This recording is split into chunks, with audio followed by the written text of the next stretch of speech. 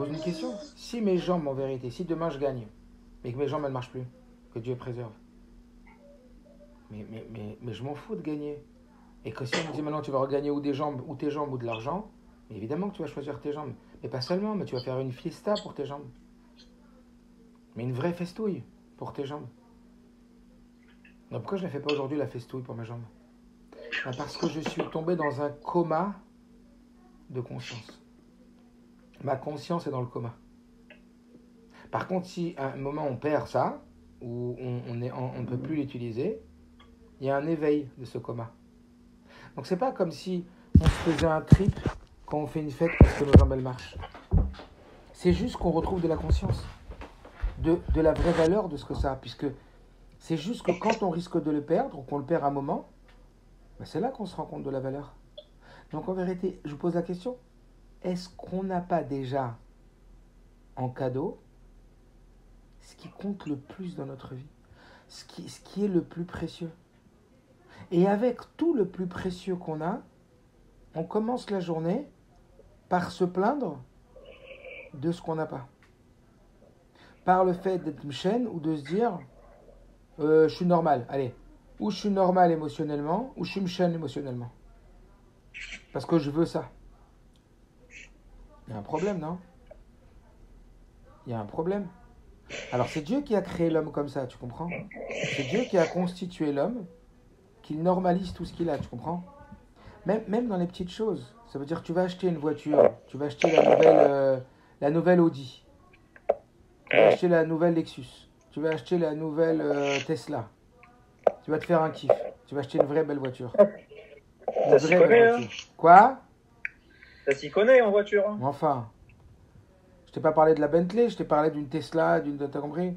Donc, il va acheter une vraie belle voiture. Il va acheter la Q8, la Q9, tu vois, une vraie belle voiture. Il va la kiffer combien de temps, sa voiture? Combien de temps il va la kiffer? Et C'est par pour contre, ça maintenant les gens ils prennent en leasing, monsieur. Voilà.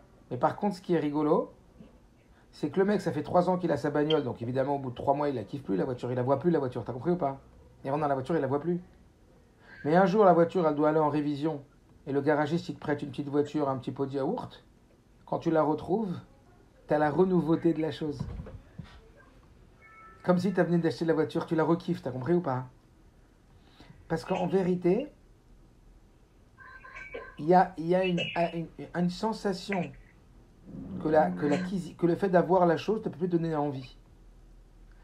Et en vérité, parce que tu crois que la chose elle est acquise, intérieurement, ça te rend un coma de conscience. C'est pas, tu es en train de te faire ce que j'aimerais vraiment partager avec vous, c'est ça. C'est pas que tu es en train de te faire un trip sur la valeur de ce que tu as, et tu es en train de te faire une vente style que ça vaut une tonne alors que ça vaut pas une tonne. Non, non. Dans l'absolu, ça vaut une tonne. Seulement, quand est-ce que tu vas te rendre compte que ça vaut une tonne? Au moment où tu l'as plus. Au moment où tu es privé à un moment de ça.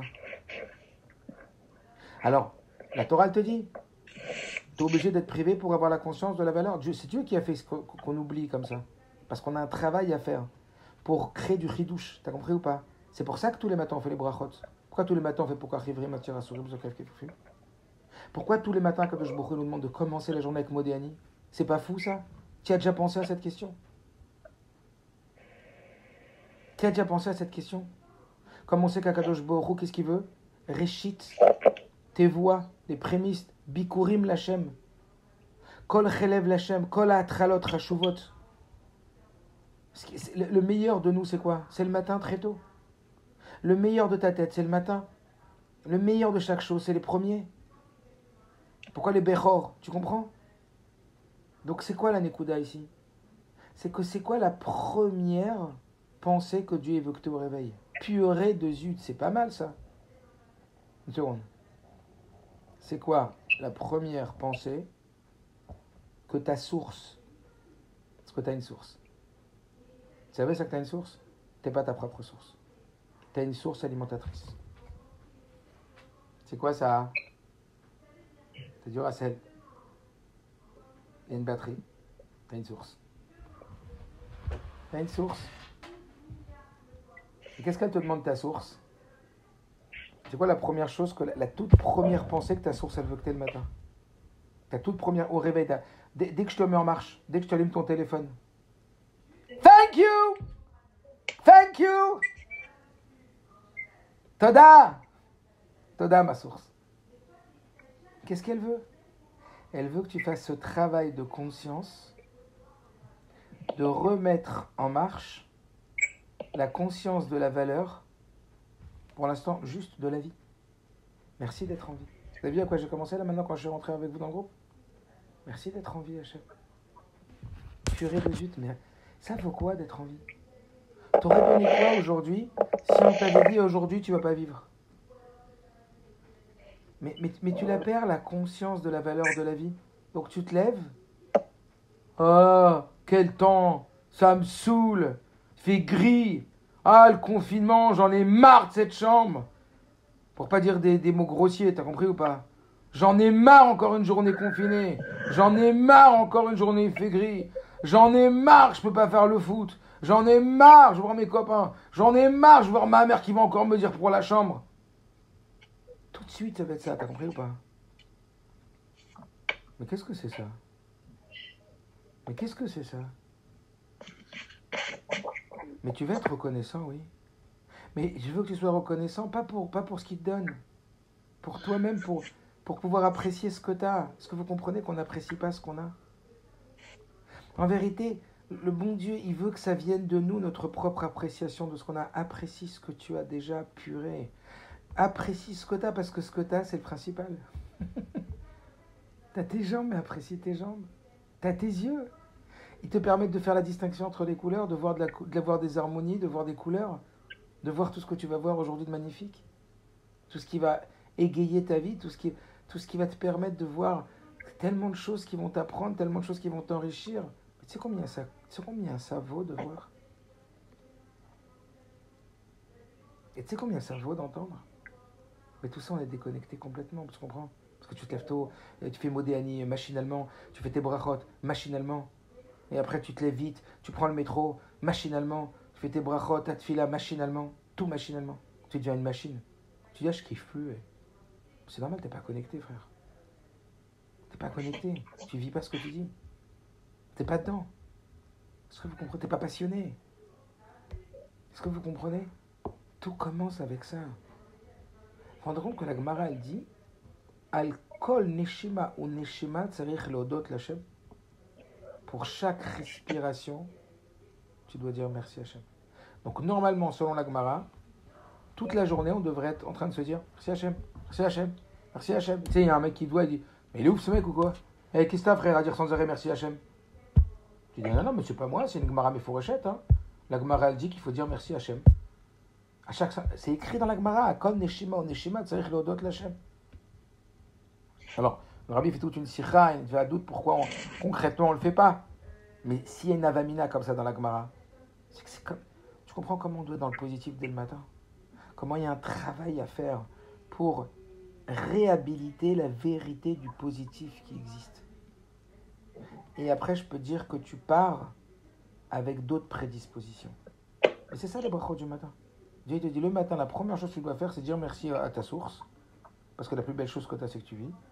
Et dire merci pour qu'arrivrim, atirasurim, zokef kefufim, albisharumim, anoten ayef koach, roka aretz alamaim, anoten aservi bina.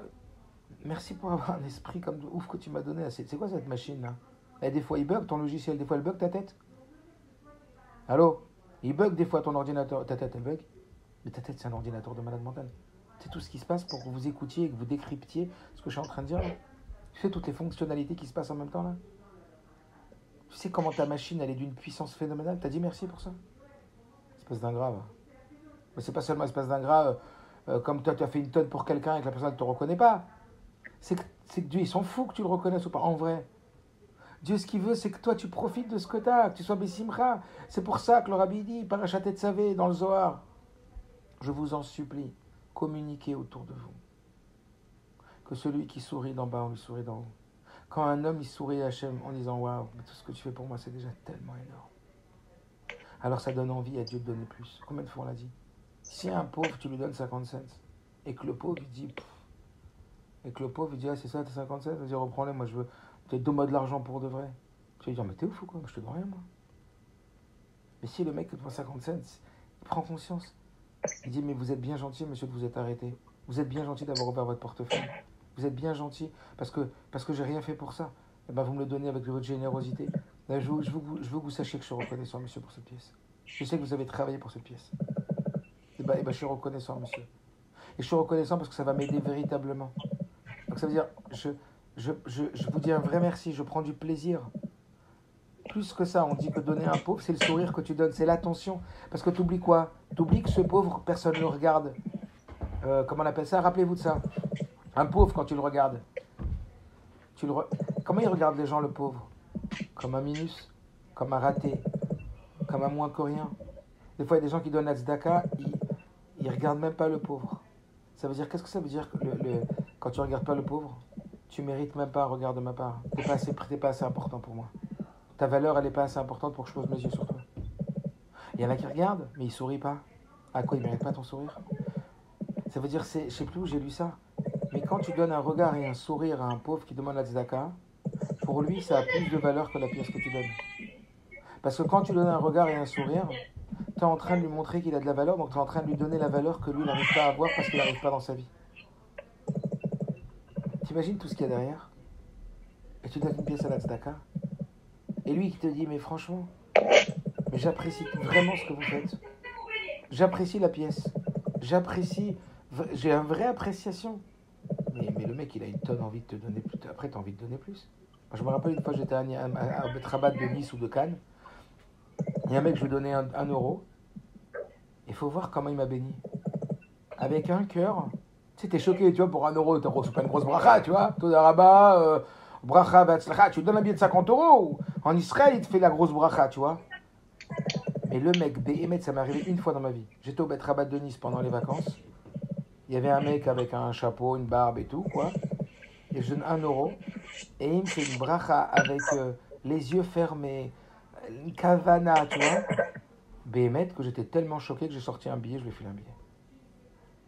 Je lui ai dit chapeau, frère. Tu m'as eu.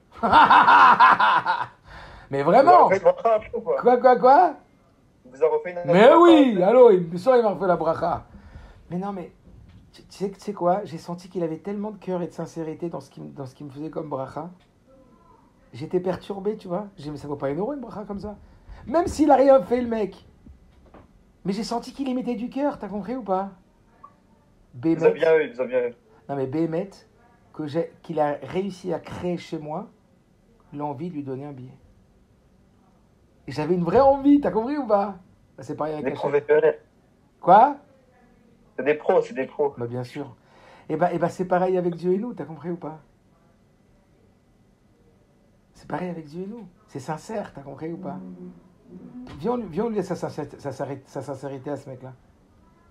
Parce qu'après, quand on a parlé de Torah, quand on a commencé à parler de Torah ensemble, c'était un vrai Talmid Chacham. Voilà, je suis rien pour dire ça, tu vois. Mais le mec, il était Yodé Asfarim, il connaissait la Torah, tu comprends ou pas? Il connaissait la Gemara, il connaissait, tu vois, c'était un lamdan. C'était pas... Tu sentais que c'était pas un mec qui ramassait que de l'argent toute la journée et qui avait jamais étudié, tu comprends? C'est un lamdan.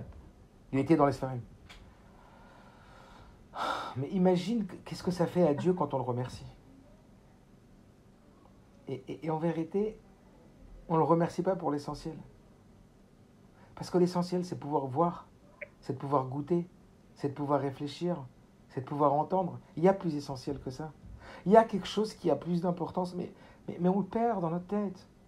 Alors on se prend la tête sur quoi? Comment on va gagner plus d'argent? Comment on va faire la diff? On va avoir plus de pouvoir. Comment on va acheter une plus belle voiture? Comment on va épater la galerie? Comment on va épater notre femme avec l'oseille qu'on va avoir et les gros bisous qu'on va lui acheter? Oh, j'ai pas dit non. J'ai dit que c'est pas ça le principal. J'ai dit remets les choses en place. Remets de l'ordre dans ta vie. Remets de l'ordre dans tes valeurs. Remets de l'ordre que ce que tu peux souhaiter le plus, tu l'as déjà. Ce qui peut te manquer le plus dans ta vie, tu l'as déjà. Ou en tout cas en grande quantité. C'est pour ça que c'était la petite vidéo que je voulais vous faire passer. Donc. Là, si elle remarche, tant mieux. Si elle ne remarche pas, tant pis. Je fais un deuxième essai. Alors, vu le ordinateur, comment il est lent, même pas en rêve. Ah non, mais il est ouf cet ordinateur, je te jure. Mais c'est un truc de malade. Bon, allez, je base. Ça m'excite les nerfs. Allez, tout est pour le bien. C'est Mina Chamil, il ne fallait pas que vous la voyez. Ok, Donc maintenant, on reprend nos moutons. Est-ce que vous voulez juste faire un commentaire avant qu'on avance sur ce que je viens de dire? J'aimerais bien que ça s'installe dans votre vie, messieurs. D'abord, je voudrais que vous remettiez les caméras. Je vous rappelle qu'on est en classe, donc je vois toutes les caméras. Même s'il n'y a que 11 participants. Et que ces 11 participants, je vais effectivement encore prendre la photo et renvoyer jusqu'à ce qu'on appelle vos parents, parce que c'est un peu relou. Même que j'aime pas faire ça, je vous l'ai dit hier. J'aimerais voir toutes vos caméras, s'il vous plaît, messieurs. Et je me mets en mode caméra. Et j'aimerais vos impressions sur ça avant qu'on avance tout de suite. Allez. Il manque Shamaï, Raphaël, David, Youssef, Aaron, Ethan et Yona. Allez, les caméras. On est en classe. Je veux l'allume dans 3 minutes, c'est bon? D'accord. Allez. Yona, on y va. Aaron, Shamaï, David, Yona.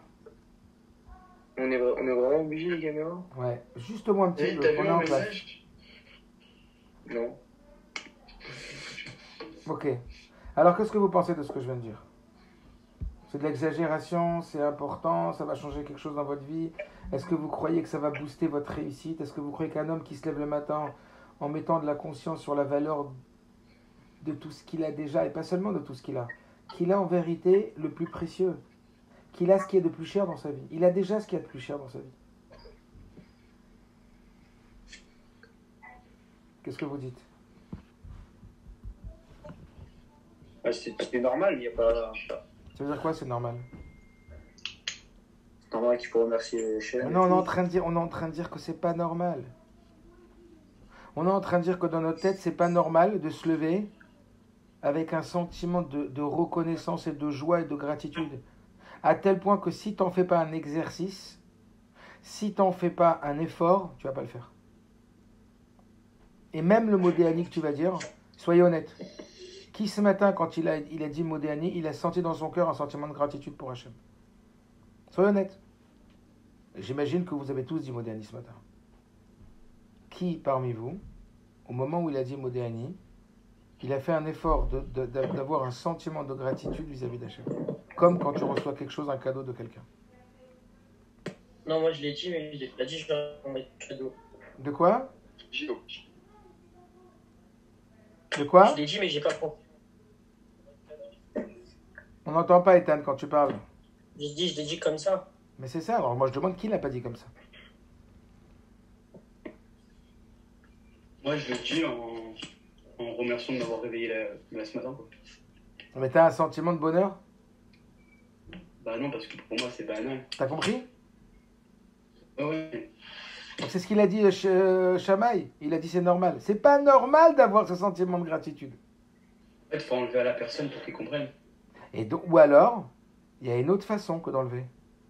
C'est mettre de la conscience et de s'arrêter, se poser et réfléchir sur la valeur de la chose. Et s'imaginer sans.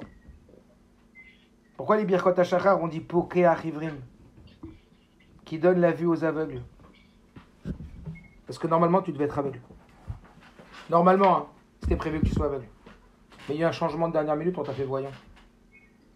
Là, tu la kiffes. Là, non mais, comprends ce que je veux dire. Là, tu la kiffes, la vision, oui ou non? Il y a trop de choses qu'on croit que c'est indu. On n'a pas compris qu'on n'est rien à nous, que tout est donné en cadeau aujourd'hui. C'est pas qu'il y a beaucoup de changements, c'est qu'à la base, on n'est rien. Tu comprends qu'on n'est rien, Betsem? On est une goutte de spermatozoïde, transformée. Tu veux comprendre ça? Après, on commence. Quand on comprend tout ce qu'on a. Bien sûr, il n'y a rien de normal. C'est parce que tu le rends normal que tu t'empêches de le savourer, d'en profiter, de remercier Dieu et d'avoir plus. Et de profiter de ce que tu as. Les gens, ils vont toujours, comme ils disent tous, là, les gens, ils vont chercher le bonheur ailleurs, ils vont chercher le bonheur dehors, ils vont chercher le bonheur à l'extérieur alors qu'il est à l'intérieur. Arrête de courir comme un malade, tu es en train de te planter de destination. Tu crois que quand tu seras riche, tu seras plus heureux. Tu crois que quand tu auras tu seras plus heureux. Et tu crois que le bonheur, c'est ce bonheur-là dont tu parles, tu crois que c'est une fin en soi. C'est rien du tout. Tout ce que tu as, un jour ou l'autre, on peut te l'enlever. En une seconde, on peut te l'enlever. Mais tout ce que tu es, personne ne peut te l'enlever. Tout ce que tu as réussi à mise sur toi au lieu de miser sur l'extérieur. Mise sur ta changement. Parce que si tu mises sur ton changement, non seulement tu vas changer l'extérieur, mais tu vas contrôler, tu vas devenir pilote de toi-même. Si tu mises sur le changement extérieur, changement de décor, allez, tu vas partir en vacances, je t'appelle tu vas partir, mais on t'a dit de pas en faire ton essentiel. Ça doit être juste un accompagnement, tu comprends pas? Changer ton extérieur, ça doit être un accompagnement qui te permet de changer plus facilement ton intérieur. Mais le seul vrai changement, c'est le changement intérieur. Le changement extérieur, ne croyez pas que c'est un vrai changement. Parce que le mot vrai, il veut dire quoi dans la Torah? Emet, il veut dire pour toujours. Emet, c'est la nitzriout. Emet, c'est la vérité. Emet, ça veut dire pour toujours. Le sheker, c'est pour un temps. Quand quelqu'un il fume de la drogue, il fume du shit, c'est pour oublier ses problèmes pour un temps. C'est du sheker. Quand quelqu'un il part en vacances pour oublier, pour aller prendre du soleil, pour aller voir un autre truc, c'est pour un temps. C'est très bien quand il va revenir à Paris. S'il y a des gens qui disent oh, il faut que je parte. Allô. Il faut que tu partes. Quand tu vas revenir, tu vas retrouver la même, frère. Et puis quand tu vas retrouver en vacances, tu vas te retrouver le même à l'intérieur de toi.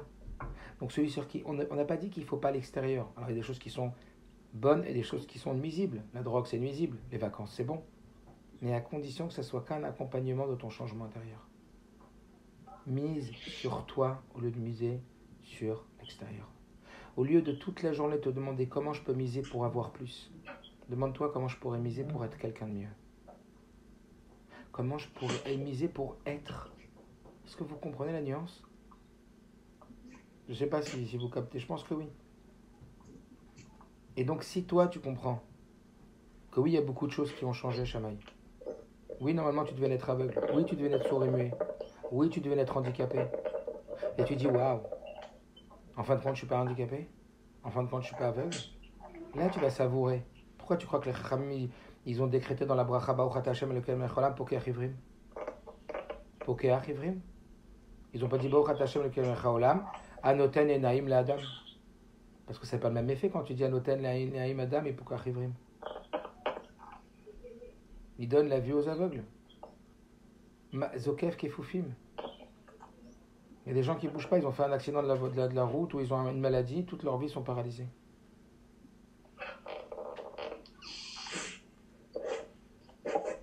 On ne se rend pas compte. Mais tu vas me dire, on s'en fout de s'en rendre compte ou pas, mais pas du tout, on s'en fout pas du tout. On ne s'en fout pas du tout. Parce qu'il y a une personne qui se plaignait au rabbi et qui disait au rabbi, il y a un problème, j'ai une parnassa qui ne va pas bien, je galère. Le rabbi dit, mais déjà vous avez des enfants en bonne santé, vous avez des enfants dans Torah Mitzvot. Vous ne savez pas remercier Dieu déjà pour ce que vous avez? On ne peut pas donner plus à quelqu'un qui grogne sur ce qu'il a déjà. Peut-être que votre problème de parnassa, il vient du fait que vous grognez déjà sur ce que vous avez. Tu comprends que Dieu, il nous apprend à nous comporter avec lui comme nous, on se comporte avec les êtres humains entre nous. Donc en vérité, la relation humaine est là pour nous apprendre que la relation divine. En vérité, il n'y a que nous et Dieu, il n'y a que toi et Dieu, c'est tout. Et le monde, il est là pour t'apprendre comment Dieu fonctionne. Donc le rabbi dit, c'est nocif au plus haut point de ne pas être dans la joie dès le matin. Et cette joie, elle va naître, oui, de cette conscience qu'en vérité, il nous a déjà offert l'essentiel. Mais l'essentiel, on n'en a plus conscience. Donc comme Dieu, il sait, et il a fait exprès, parce qu'il veut que ça vienne d'un éveil de nous pour avoir la valeur, comme mes enfants, je leur apprends à dire merci. Je leur apprends pas à dire merci juste pour qu'ils me disent merci à moi. Je leur apprends à dire merci pour qu'ils apprécient ce que je leur ai donné et qu'ils se sentent aimés. Et qu'ils puissent prendre pleinement possession du bien que ça leur fait, ce que je suis en train de leur donner. C'est qu'ils en aient l'exploitation maximale. Est-ce que vous comprenez ou c'est du charabia ce que je raconte? Mais ce que je suis en train de vous dire, c'est fondamental pour tous les jours de votre vie. C'est fondamental pour créer une nouvelle mentalité, une nouvelle vision du monde, une nouvelle cartographie mentale de ce que vous voyez de votre vie. Et avec cette mentale initiale, qui est celle que Dieu y demande. Je ne suis pas en train de vous inventer quelque chose, les mecs. Je ne suis pas en train de vous faire du coaching de YouTube. Je suis en train de vous dire juste essayer de vous dire avec d'autres mots ce que vous dites sans y penser tous les matins. Je suis en train de vous dire, réveillez-vous, arrêtez de faire semblant. Arrêtons de faire semblant. N'acceptons plus de nous de faire un modéani semblant. J'ai envie d'être violent parce que j'ai envie d'être puissant. Quand je vous parle, mince. Et je parle à moi-même, t'as compris? Mais dis un vrai modéani. Dis un vrai modéani. Un modéani où ça touche tes émotions, où tu te sens reconnaissant. Et si tu ne te sens pas reconnaissant, ben, j'arrive pas. Eh ben, imagine-toi. Tu te rappelles quand il était à l'hôpital, l'autre? Tu te rappelles quand il avait le problème, l'autre? Vas-y, dis un vrai modéani. Un petit peu. Un petit peu aujourd'hui, un petit peu demain. Fais un petit effort. L'effort, il est dans le cœur. L'effort est dans le cœur. Il y a un passou qui dit Rachamana liba bae. Rachamana, c'est Dieu. Liba, c'est ton cœur. Bae, c'est il demande. Dieu, il demande ton cœur. Dieu, il demande ta sincérité. Plus que ça, si tu dis modéani sans cœur, tu t'en fous de ton modéani, il n'a pas de sens. Ça veut dire que c'est là où tu mets du cœur que tu prends pleinement plaisir à faire ce que tu fais. Quand un homme il fait une chose, je donne un exemple, sans cœur, et bien si quelqu'un arrive à lui faire faire la chose avec le cœur, il va apprécier ce qu'il détestait. Vous expliquez, c'est très très important cette notion. Nous on croit que ça ne nous intéresse pas. Mais c'est pas que ça ne nous intéresse pas. C'est parce qu'on n'y met pas notre cœur, on n'y place pas notre réussite, notre attention, que ça ne nous plaît pas. C'est ton investissement qui fait que ça va te plaire. Ça veut dire, par exemple, je te dis, viens, on fait du modélisme. Ah ouais, ça me saoule le modélisme. Prendre des avions qui sont en toutes petites pièces et les coller, n'importe quoi. C'est un truc qui ne te plaît pas, d'accord? Et ben, je vais te dire, si tu le fais avec un passionné, et s'il te dit, regarde, laisse-toi faire, ne mets pas de résistance, fais comme si ça te plaisait. Fais comme si tu étais ouvert, même pas que ça te plaisait. Mais viens, on s'investit. Et ben, en vérité, un homme, il aime faire, en vérité, ce dans quoi il s'investit. Ça veut dire, si tu t'investis dans un domaine, à la fin, le domaine, tu vas l'aimer. Donc, c'est pas parce que tu aimes le domaine que tu t'investis, c'est parce que tu t'investis que tu aimes le domaine. Est-ce que vous comprenez ce que je dis? Un mec qui s'investit dans les maths, il a un bon prof de maths, qui va pas lui mettre la barre trop haute, où lui il va sentir que c'est trop fort pour lui, c'est trop dur, t'as compris? Mais il va lui mettre un bon niveau de maths qui correspond à son aptitude, avec un défi intellectuel. L'homme, il aime quoi? Il aime sa réussite. L'homme, il aime se réaliser. L'homme, il aime se dépasser. Le plaisir que tu as de la journée, c'est quand tu vas te dépasser. Si aujourd'hui tu ne te dépasses pas, tu ne vas pas kiffer ta journée. Si aujourd'hui tu te dépasses, eh ben, tu vas kiffer la journée. Parce que l'homme, il est né pour le dépassement quotidien, le rudouche. T'as compris?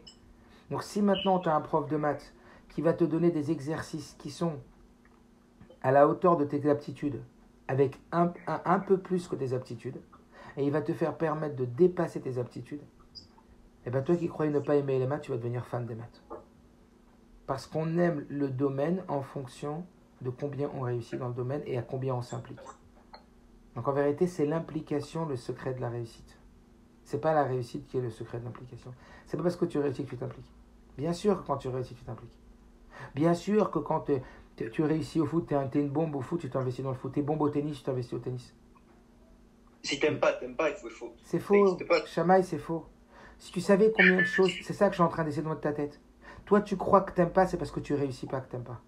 Et s'il y a un domaine que t'aimes pas, ou quelqu'un il faut de la volonté, Non mais Chamaï, je t'expliquer. S'il y a quelque chose dans ta vie, tu verras peut-être qu'aujourd'hui, tu vas pas te rendre compte de ce que je te dis, et peut-être que c'est dans 10 ans, que tu me diras, ouais, il avait raison, Youssef, quand il me disait ça. Il y a un domaine où toi, tu vas croire que t'aimais pas. Et que tu vas tomber sur quelqu'un d'inspirant dans le domaine. Tu vois? Et il va t'apprendre, et il va te donner le goût à l'effort dans ça, il y a ta réalisation personnelle et ta réussite. Bah, tu vas voir que tu l'aimes, la chose. C'est-à-dire, si vous êtes en train de dire que si on n'arrive pas à faire quelque chose en classe, c'est pas à cause de nous, c'est à cause du prof alors. Ou parce que, non, faut jamais mettre la faute sur les autres. C'est que si vous trouvez un bon prof et qu'il arrive à te faire... Exactement, mais moi, comme moi, je cherche pas à être une victime d'un prof qui est nul, je vais aller chercher un prof qui va m'inspirer. Et je vais aller payer un prof particulier en plus. Il y a une histoire comme ça d'un mec qui a écrit un livre. C'est un artiste dans le français, dans l'écriture. Ça, c'est une bombe. Et le mec, il raconte que jusqu'à l'âge de 9, 10 ans, 12 ans, c'était le plus grand cancre de l'école, de la classe, quoi, en français. C'était une bille, ou 15 ans, une bille. Et il a rencontré un prof qui l'a inspiré. Aujourd'hui, c'est devenu un des plus grands écrivains en France. Je ne suis pas en train de dire qu'on est doué pour tout. Je suis en train de dire, comme la Torah dit, Ve'achai iten el libo. que celui qui vit, il y mettra son cœur. Quand tu mets du cœur dans quelque chose, ça ne peut que t'intéresser. Parce que l'homme, il n'est pas intéressé à la chose qu'il fait. Il est intéressé à l'épanouissement qu'il gagne au travers de ce qu'il fait. Je répète. L'homme n'est jamais intéressé à ce qu'il fait. Il est intéressé à son épanouissement qu'il gagne au travers de ce qu'il fait. Donc toute chose qui t'épanouit va te faire plaisir. Est-ce que tu comprends ou pas, Jamaï? En soi, c'est pas la matière. En soi, c'est ton...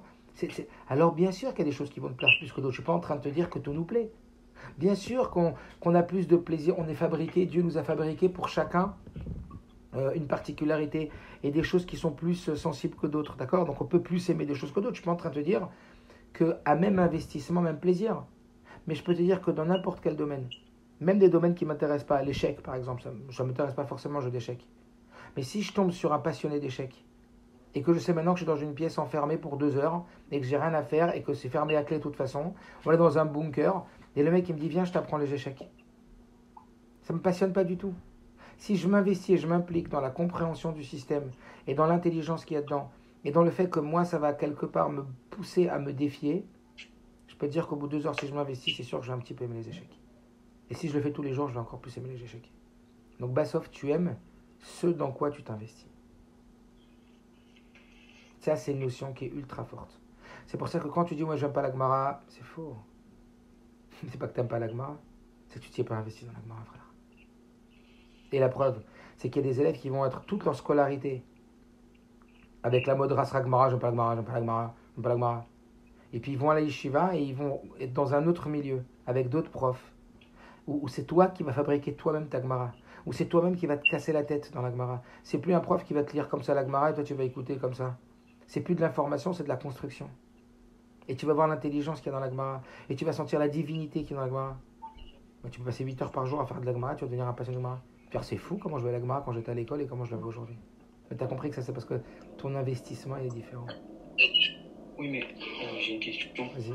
Si au bout des 2 heures d'échec, t'as toujours pas compris, bah tu vas baser direct. Après, tu vas plus pouvoir. C'est pour ça tu vas pas vouloir bien sûr. refaire. C'est pour ça que je te dis. C'est pour ça que c'est vachement important qu'on adapte ce qu'on te demande à ton niveau. Parce que si c'est trop haut, c'est comme si maintenant tu prends un élève de 6e et tu le mets en cours de maths de terminale avec Monsieur Lévy. Ouais. Alors tu as aimé le cours? C'est pas possible que j'aime le cours.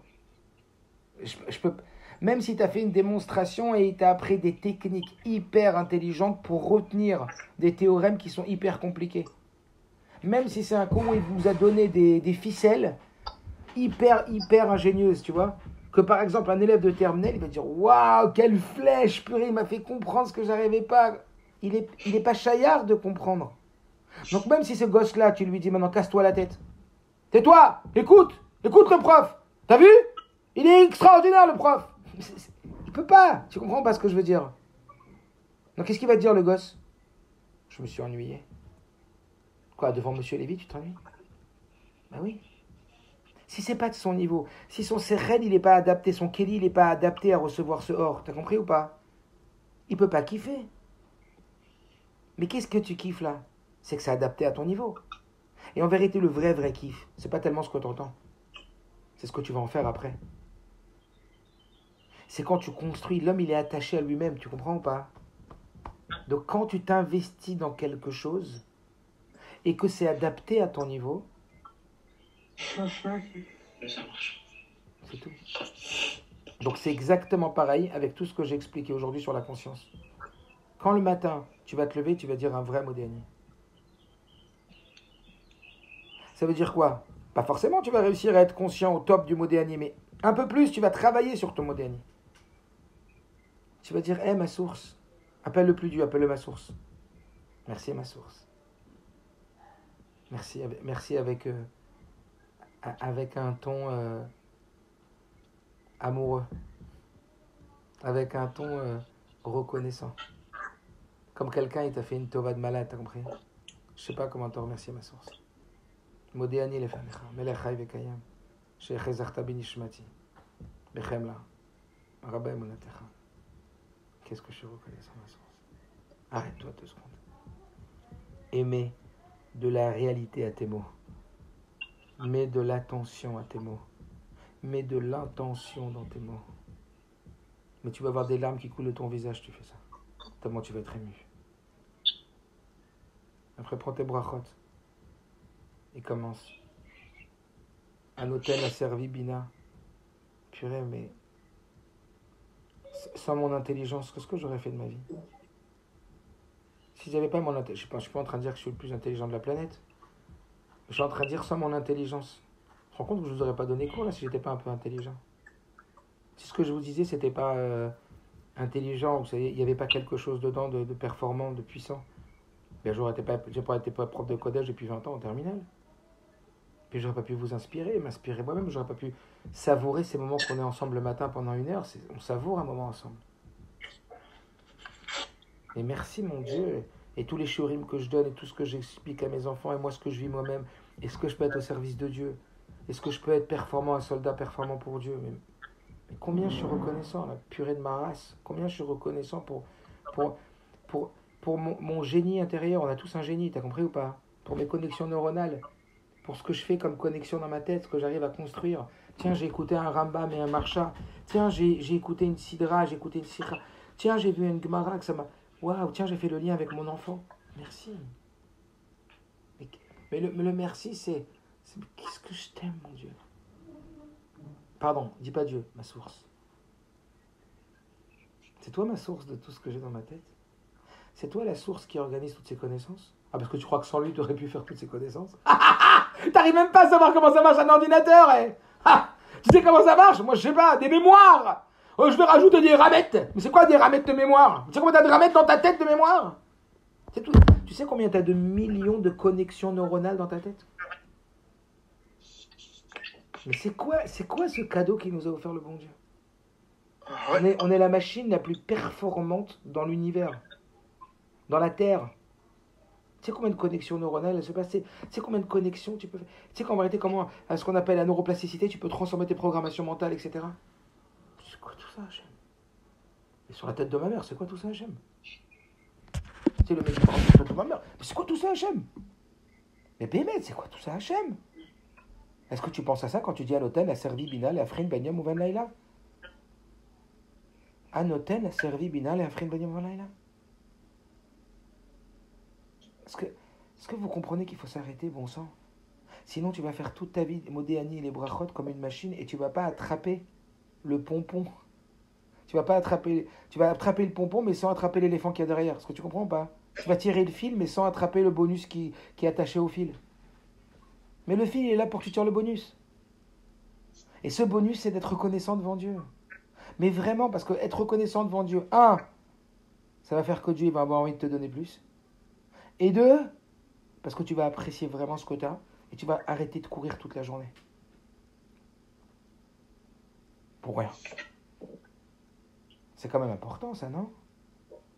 C'est quand même important pour que Dieu il l'ait placé pour que tous les jours de ta vie, ça doit être important. Pour que tous les jours de ta vie, il te demande de commencer avec ça. Je ne veux pas que tu commences avec autre chose. Est-ce que tu as compris qu'aujourd'hui, tu dois décider, j'aime pas, mais aujourd'hui, Dieu, il te dit, mon conseil, parce que tu as libre arbitre, parce qu'il veut que ça vienne de toi, c'est de décider que tu ne commenceras chaque journée qu'avec une séance d'exercice,